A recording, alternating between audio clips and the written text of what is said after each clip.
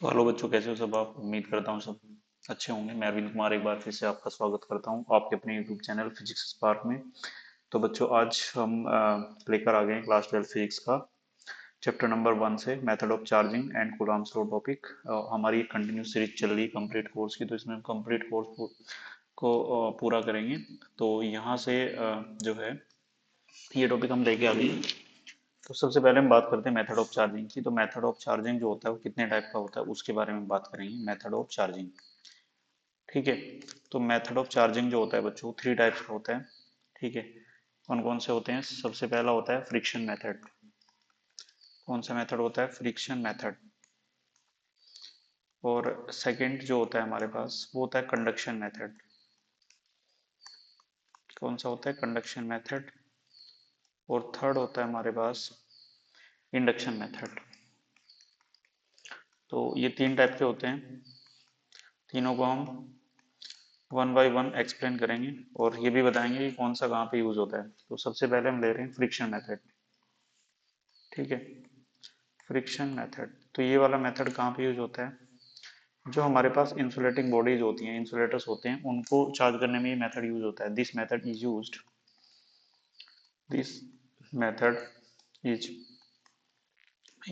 To charge insulating bodies. Insulating body, जो हमारे पास insulating bodies होती हैं उनको चार्ज करने में यूज होता है, ठीक है। For example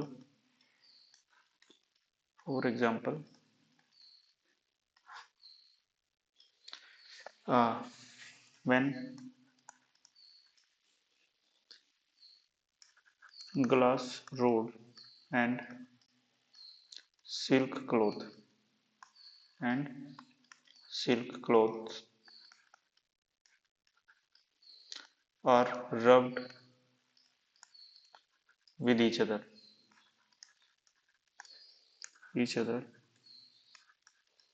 then both get charged then both gets charged, दोनों चार्ज हो जाते हैं, ठीक है। जैसे हम बात कर लेते हैं, ये हमारे पास एक ग्लास रोड हो गई यहाँ से, और ये सिल्क क्लॉथ हो गया, ठीक है, ऐसे। तो जिस टाइम इनको यहाँ पे क्या किया जा रहा है, रबिंग की जा रही है, आपस में इनको रब किया जा रहा है, ठीक है। जब इनको आपस में रबिंग करेंगे तो रबिंग करने के बाद क्या प्रोसेस होगा, ये कुछ इस तरीके से दिखता है। फिर रबिंग करने के बाद यहाँ पे जब इनको अलग अलग किया जाता है तो बच्चों क्या होता है, यहाँ पे इस पे पॉजिटिव चार्ज आ जाता है पूरा, ठीक है। इस पे कैसा चार्ज हो जाता है?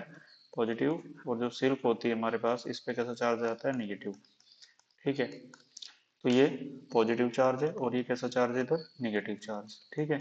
यानी कि इससे इलेक्ट्रॉन निकल के कहाँ आ चुके हैं, यहाँ से इलेक्ट्रॉन निकले हैं और इसमें आ चुके हैं, ठीक है। तो इलेक्ट्रॉन ट्रांसफर हो रहे हैं ग्लास रोड से किसमें? सिल्क क्लॉथ के अंदर, ठीक है। तो ये प्रोसेस होता है चार्जिंग का इसमें। यानी कि इंसुलेटिंग बॉडी को आपस में रब किया जाता है, रब करने के बाद में इलेक्ट्रॉन का ट्रांसफॉर्मेशन होता है। और इलेक्ट्रॉन का ट्रांसफॉर्मेशन किस तरीके से होता है, यहाँ पे मैं नोट करके लिख दे रहा हूँ, ठीक है। इलेक्ट्रॉन्स ट्रांसफर, ठीक है, electron transfer from lower work function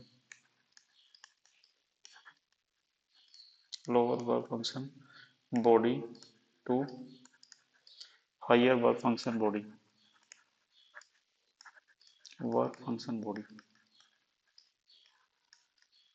ठीक है। इस तरीके से जिस बॉडी का वर्क फंक्शन कम होता है उससे इलेक्ट्रॉन निकल के उस बॉडी में जाते हैं जिसका वर्क फंक्शन ज्यादा होता है। तो वर्क फंक्शन में जनरली समझा देता हूँ, वर्क फंक्शन क्या होता है एक्चुअली। जैसे हमारे पास एक एटम है ये वाला, ठीक है।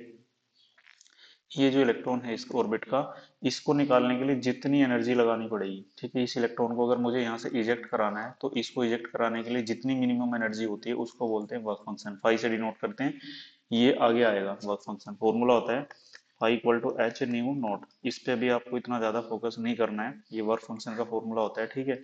इसको हम मॉडर्न फिजिक्स में एक्सप्लेन करेंगे, ठीक है। तो क्या होता है वर्क फंक्शन? यानी कि वर्क फंक्शन वो होता है जिस मतलब एक मिनिमम एनर्जी जो रिक्वायर होती है किसी भी ऑर्बिट से इलेक्ट्रॉन को निकालने के लिए, उसको हम बोलते हैं वर्क फंक्शन, ठीक है। तो इस तरीके से ही होता है।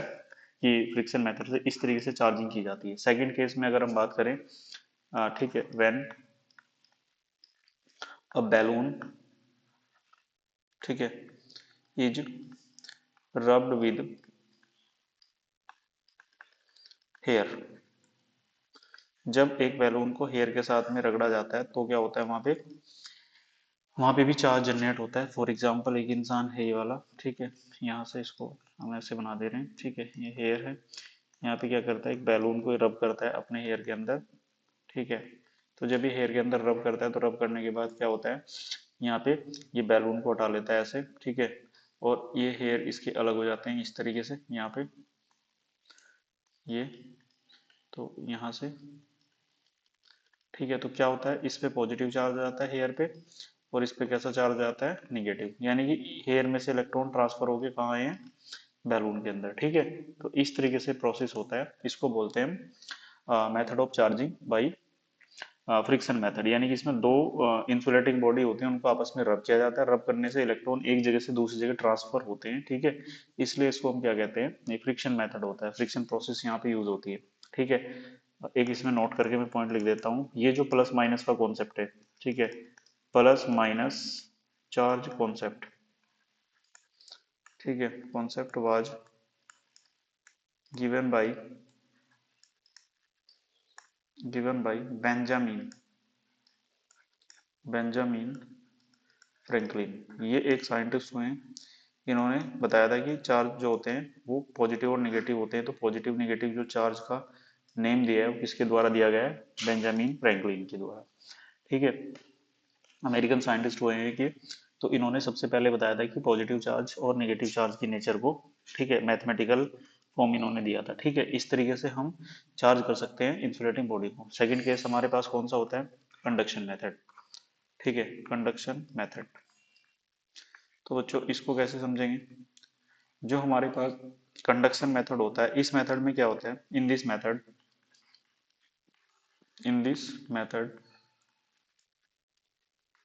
कंडक्टर बॉडी आर चार्ज, ठीक है, कंडक्टर बॉडीज आर चार्ज, यानी कि जो कंडक्टर बॉडी होती है उनको चार्ज किया जाता है, ठीक है, in this method conductor bodies are charge, ठीक है। फॉर एग्जांपल अगर हम बात करें, हमारे पास जैसे एक ये स्फीयर है पूरा, ठीक है, इसको हमने दे दिया पॉजिटिव चार्ज, ठीक है, तो ये पॉजिटिव चार्ज है यहाँ पे, और एक दूसरा है यहाँ पे, ये बिल्कुल पूरा इंसुलेटिंग है, ठीक है, क्या है ये, इंसुलेटिंग पूरा। अभी ऐसे मान लो आप, है तो कंडक्टर ही, लेकिन यहाँ पे चार्ज कितना है अभी, जीरो, ठीक है। तो अब अगर मैं इसको एक वायर से ऐसे जोड़ देता हूँ तो क्या होगा, यहाँ से चार्ज चलना शुरू करेगा और इसमें पहुंच जाएगा, तो क्या होगा अल्टीमेटली, ये दोनों चार्ज हो जाएंगे, इससे क्या हो जाएंगे, दोनों चार्ज हो जाएंगे, ठीक है, ये प्लस हो गया इधर, है ना, तो इधर भी दोनों पे सेम नेचर ऑफ चार्ज होगा, ठीक है, ये वाला, तो दोनों इक्वली चार्ज हो जाएंगे, ये भी पॉजिटिव वाला चार्ज हो जाएगा, ये भी पॉजिटिव चार्ज हो जाएगा, ठीक है। एक प्रोसेस तो ये होता है कि एक वायर के द्वारा, ये कैसा है, कंडक्शन वायर है, ठीक है, इससे कौन सा वायर है, कंडक्शन वायर, तो इस कंडक्शन वायर से होके जा रहा है ये, ठीक है, कौन जा रहा है इससे होके, इससे होके जा रहा है चार्ज, ठीक है, ये फर्स्ट केस हो गया। अब हम बात कर लेते हैं सेकंड केस की। सेकंड केस में क्या होता है, जैसे हम बात कर लेते हैं, जैसे ये है हमारे पास एक फुली चार्ज बॉडी, ठीक है, ये पूरा चार्ज है, ठीक है, अब ये पूरा चार्ज है पॉजिटिवली, अब इसके पास मैं इसमें ऐड करता हूँ एक ही न्यूट्रल, न्यूट्रल मतलब इस पे टोटल चार्ज कितना, जीरो। जब इन दोनों को मैं कांटेक्ट में लाता हूँ तो कांटेक्ट में लाने के बाद प्रोसेस इस तरीके से इसमें होता है, ठीक है, ये प्रोसेस होगा, ये इस पे पॉजिटिव चार्ज है ना, इस पे पॉजिटिव चार्ज और इस पे कितना है, जीरो। जब इनको कांटेक्ट में लाएंगे तो दोनों पे चार्ज आ जाएगा, ठीक है, कांटेक्ट में लाने के बाद इनको जब हटाएंगे तो क्या होगा, ये भी पॉजिटिवली चार्ज हो जाएगा, ठीक है, और ये भी पॉजिटिवली चार्ज हो जाएगा, ठीक है, इस तरीके से दोनों पे क्या हो जाएगा, सेम चार्ज हो जाएगा, ठीक है। अगर हम बात करें, यहाँ पे चार्ज है लेट्स से क्यूब, और यहाँ पे जीरो, तो इन दोनों का टोटल चार्ज कितना हो जाएगा, बता सकते हैं आप, capital Q plus zero, means यहाँ पे चार्ज हो गया क्यू/2 और क्यू/2, हाफ हाफ डिवाइड हो जाएगा दोनों पे, ठीक है, क्योंकि ये टोटल चार्ज है क्यू, ये दो भाग में डिवाइड हुआ है ना यहाँ से, ठीक है, एक तो ये इसके पास क्यू/2 और दूसरे वाले के पास भी कितना चला जाएगा, क्यू/2। तो ये बात हमेशा याद रखनी है जब भी हमारे पास आइडेंटिकल स्पेयर होते हैं, उनको कांटेक्ट में लाके वापस हटाया जाता है, तो दोनों पे इक्वल चार्ज डिवाइड हो जाता है। ठीक है, तो इसका कॉन्सेप्ट होता है। नेक्स्ट हम बात कर लेते हैं यहाँ से प्रॉपर्टी नंबर 3 की। इसमें आता है हमारे पास method of charging by induction method. Charging by induction method, तो इसमें हम इंडक्शन मेथड यूज करते हैं।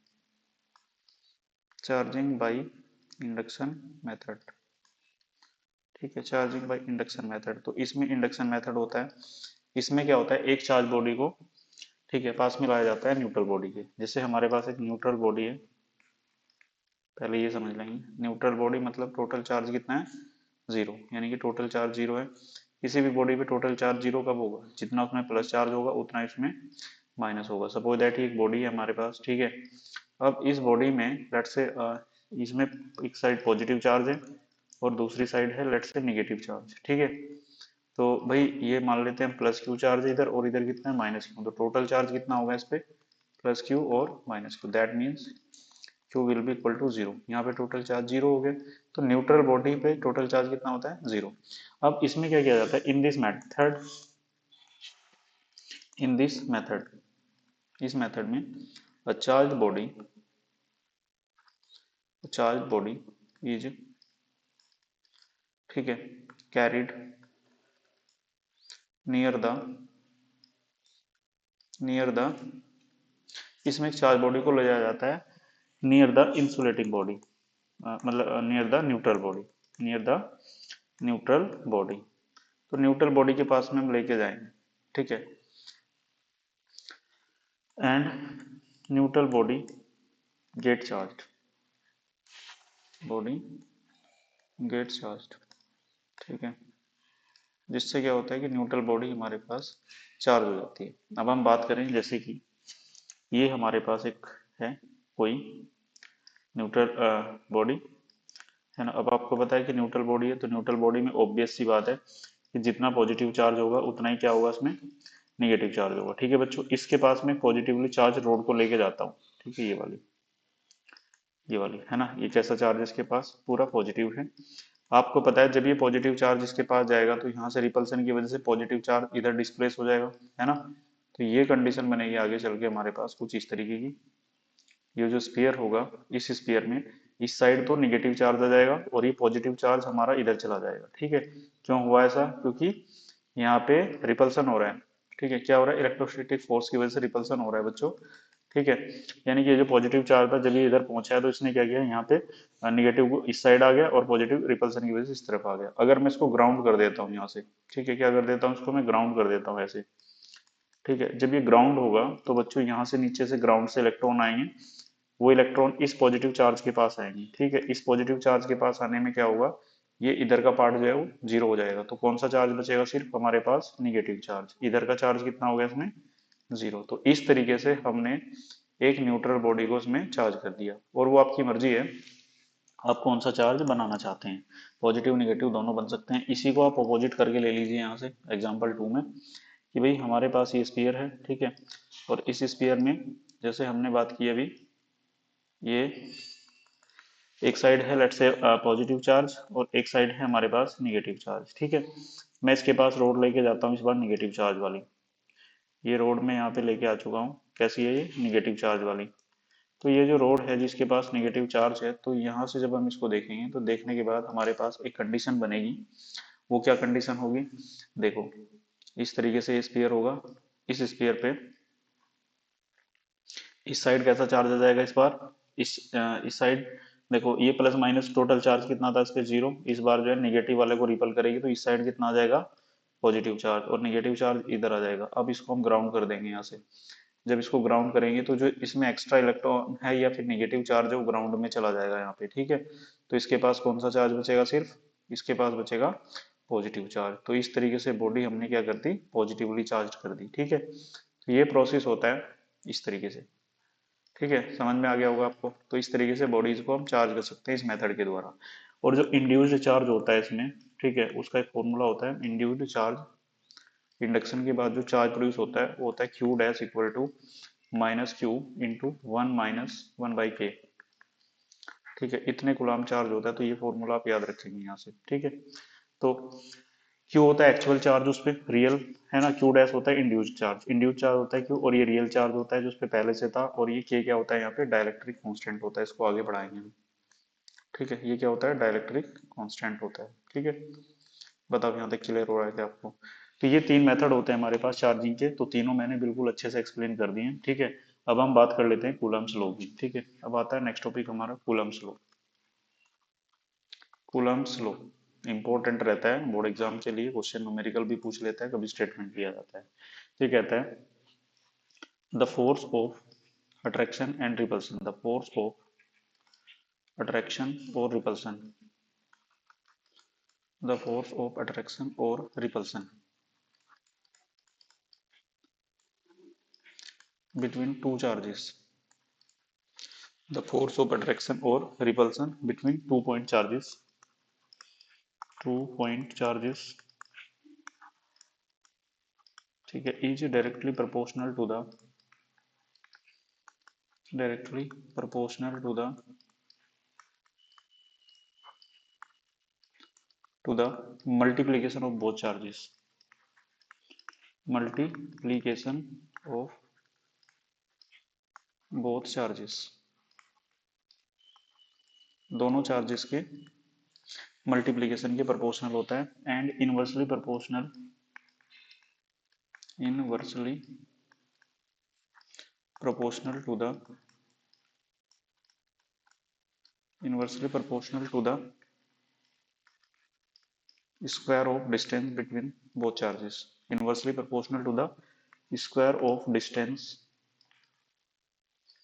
between both charges, both charges, ये इसका स्टेटमेंट होता है। ठीक है बच्चों, अब मैं इसको थोड़ा सा ऐसे एक्सप्लेन कर देता हूँ। एक चार्ज हमारे पास ये, दूसरा चार्ज हमारे पास ये। ठीक है, अब लेट से थोड़ा सा ये कर देता हूँ मैं इसको, ये वाला,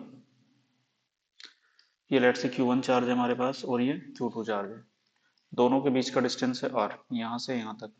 ठीक है, ये वाला, दोनों चार्ज के बीच में कितना डिस्टेंस है R, ये Q1 है, Q2 है और ये Q1 है।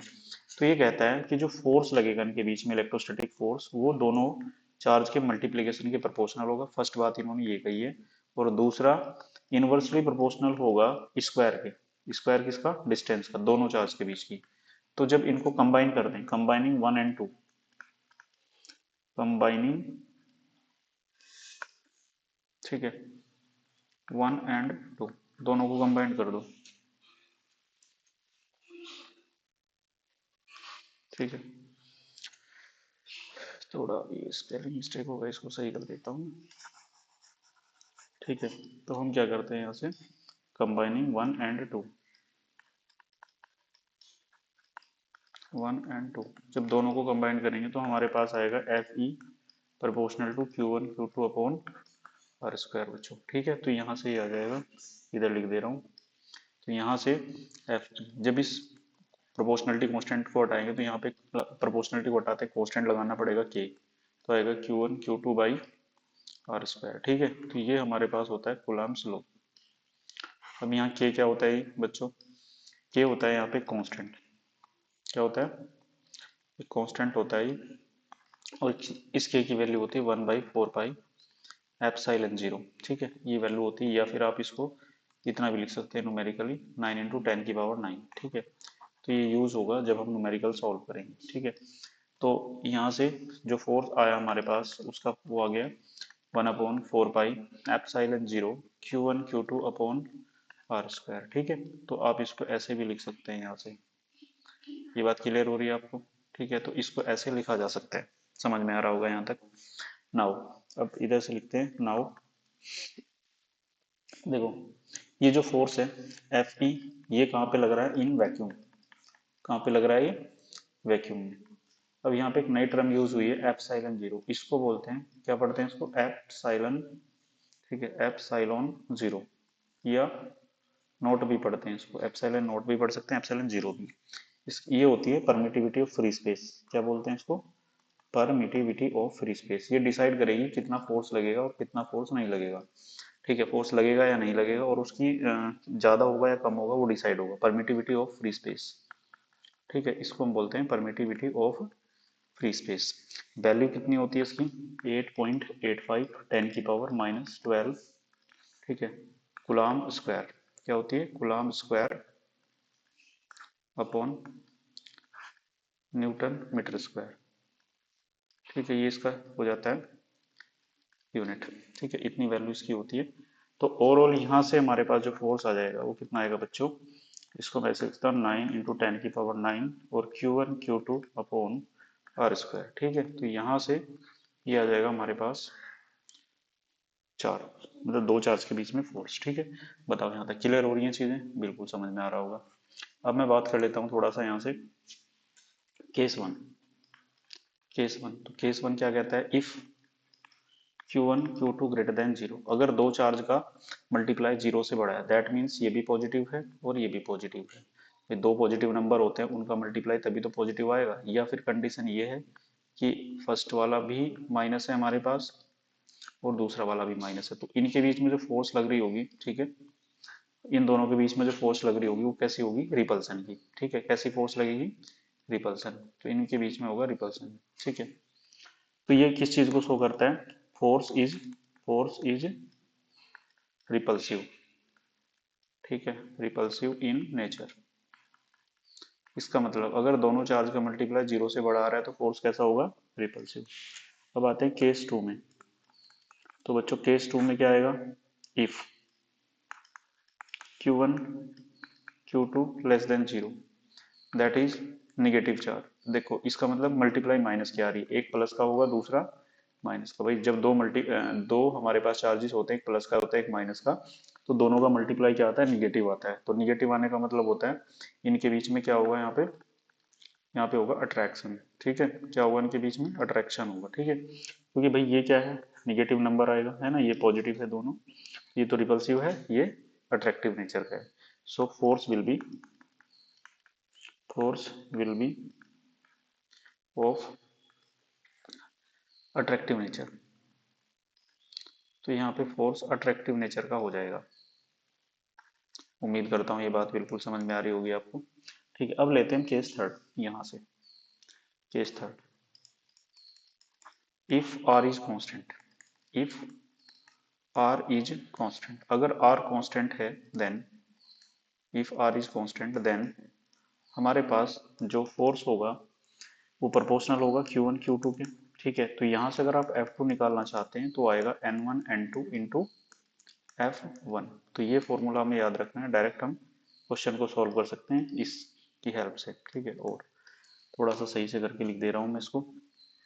F2 equal to N1 into N2 और F1। ठीक है, तो ये फॉर्मूला हमारे पास होता है बच्चों। कैसे? मतलब देखो, जैसे हमारे पास ये चार्ज है Q1 और ये Q2, है ना, ऐसे हम समझ लेते हैं इस तरीके से। ये Q1 चार्ज है हमारे पास और ये बच्चों क्या है? Q2 charge. ठीक है, दोनों के बीच का डिस्टेंस कितना है? Let's say R। अब ये जो फर्स्ट चार्ज है इसको कर दिया हमने कितना? Q1 डैश, है ना, और ये दूसरा जो चार्ज है बच्चों इसको हमने कर दिया कितना? Q2 dash. डिस्टेंस मैंने रखा है सेम दोनों के बीच का। तो बच्चों यहाँ पे जो फोर्स लगे देखो, और इसको मैंने कितना मल्टीप्लाई किया? N1 से, और इसको मैंने मल्टीप्लाई कितना किया? N2 से।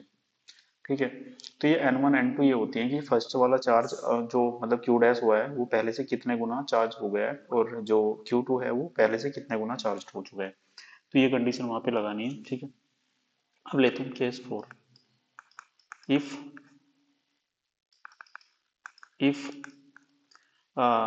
Q1 Q2 इज कांस्टेंट, अगर ये कांस्टेंट हो, ठीक है, देन हमारे पास कंडीशन बनेगी ये वाली कि भाई F इनवर्सली प्रोपोर्शनल होगा आर स्क्वायर के।